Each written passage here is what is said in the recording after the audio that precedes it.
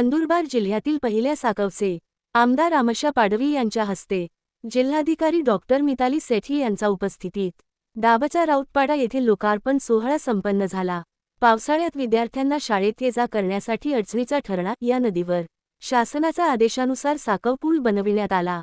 अक्कलकुवा अक्राणी विधानसभा मतदारसंघाचे आमदार आमशा पाडवी यांच्या हस्ते दाबचा राऊतपाडा येथे साकव कामाचा लोकार्पण सोहळा संपन्न झाला। यावेळी नंदुरबारच्या जिल्हाधिकारी डॉक्टर मिताली सेठी, समाज कल्याण सभापती शंकर पाडवी, प्रा दिनेश खरात, धीरसिंग पाडवी, यशवंत नाईक, सरपंच दिनेश वसावे, रामसिंग वसावे, संदीप वसावे, राजू पाटील, अविनाश बी हाडे तसेच कार्यकारी अभियंता सार्वजनिक बांधकाम मोलगी विभाग दीपक देसले, सोमनाथ पवार, मनोज करंकाळ, ठेकेदार धीरज गांगुर्डे, पृथ्वीराज राजपूत, दीपक साळी, राहुल राजपूत, अजय तडवी, आशिष पाडवी आदी उपस्थित होते।